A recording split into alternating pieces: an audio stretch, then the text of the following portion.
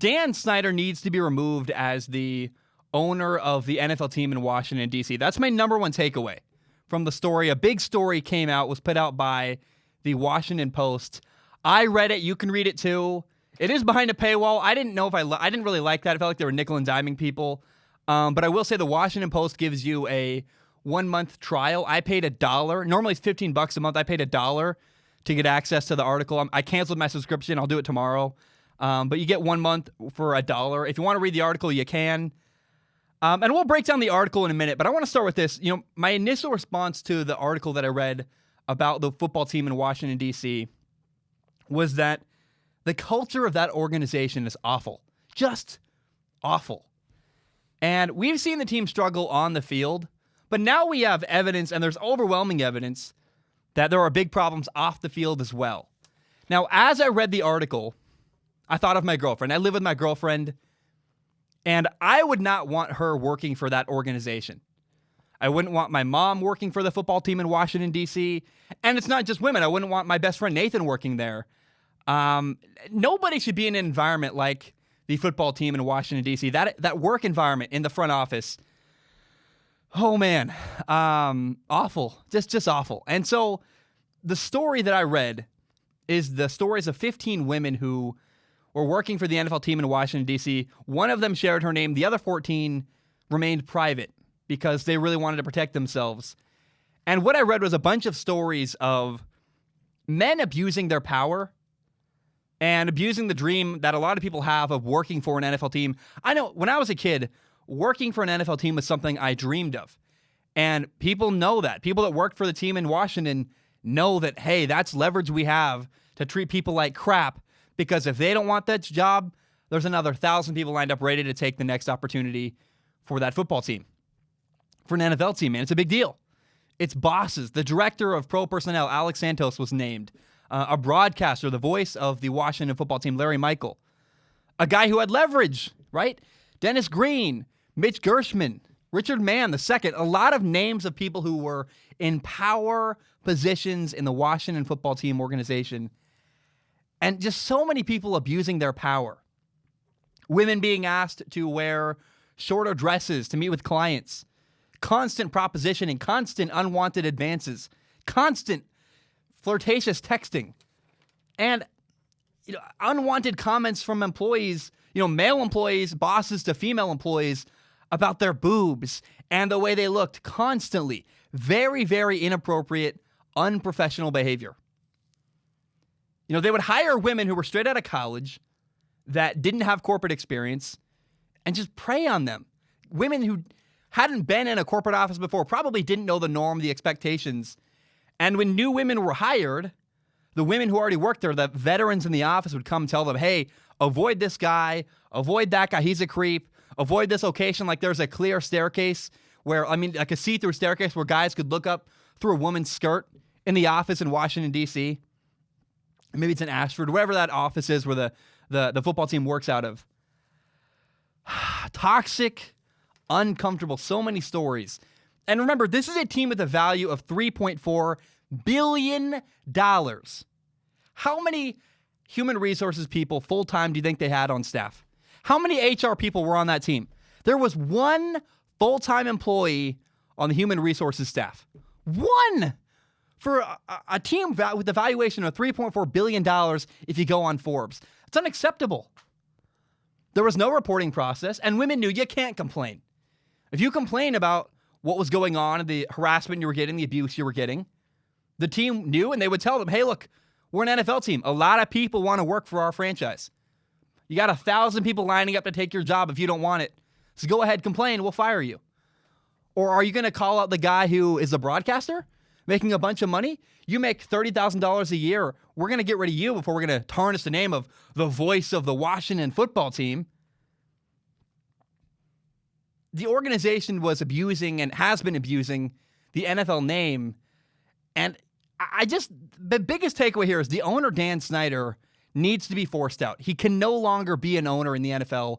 It can't happen. It can't be accepted.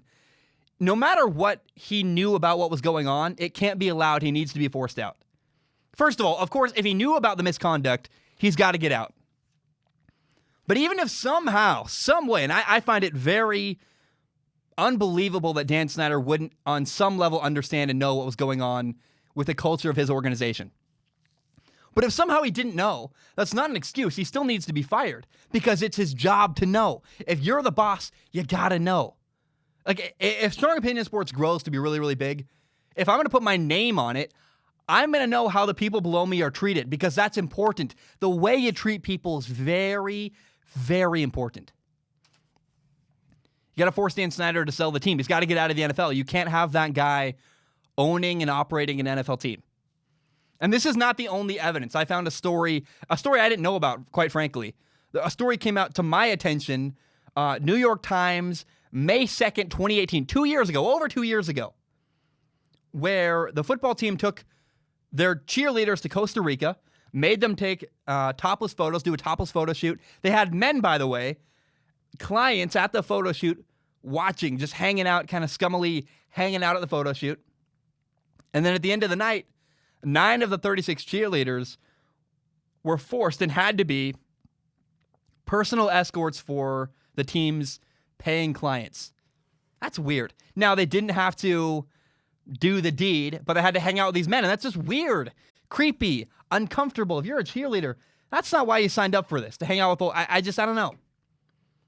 Dan Snyder's got to go. And I want to let young guys know, young men, people need to know this. Do not text your coworkers flirty stuff, and do not hit on people at work. That's inappropriate workplace behavior. That can't happen at work. That's unprofessional. In the professional world, that doesn't happen and can't be allowed to happen. And by the way, I know people out there are skeptical. Somebody out there's listening to me talk about this, furious, going, we need evidence. This is just one article. We need evidence. I got really good evidence for you. 2 of the names mentioned in the article were suddenly fired on Saturday, a couple days ago. And Larry Michael, out of the blue, suddenly resigned. Why would the football team in Washington suddenly fire 2 of the people mentioned in the article? They knew it was coming. Why would Larry Michael suddenly resign? Because he knew he was up to no good and didn't want to deal with it and wanted to get out of there. And Dan Snyder hired a lawyer, Beth Wilkinson, a local Washington, D.C. lawyer, to review the company practices. In my opinion, that's too little, too late. And I'll be honest, when I was listening and I guess reading the story on the Washington Post, I felt like I was reading something from like the world of Mad Men. Mad Men is a TV show set in 1960. This is not a story that I feel like should belong in. This story shouldn't happen anywhere, but this feels like a relic of the past. This kind of behavior in a workplace environment feels like something out of the 1960s. This shouldn't happen in 2020. It shouldn't be happening in nowhere, clearly no time at all, but 2003, 2010, 2020, this stuff can't happen anytime soon, anytime at all. And then I got to wonder, okay, we know what happened. And honestly, I think the hype about this story was really growing. People are like, oh my gosh, there's on the field stuff. There's a lot of stuff going on.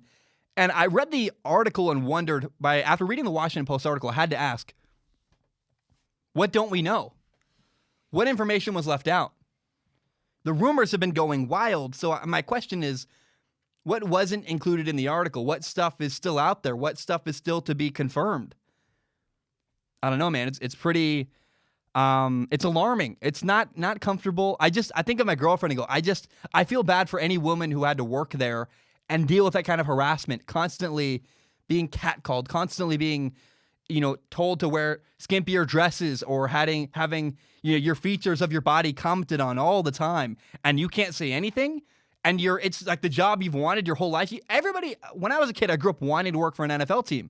I go back to that. This was people's dream job that got ruined. That's awful. Now, for me, here was the final punch in the gut. There was a quote in here. Julia Payne worked for the team in 2003 as their vice president of communication.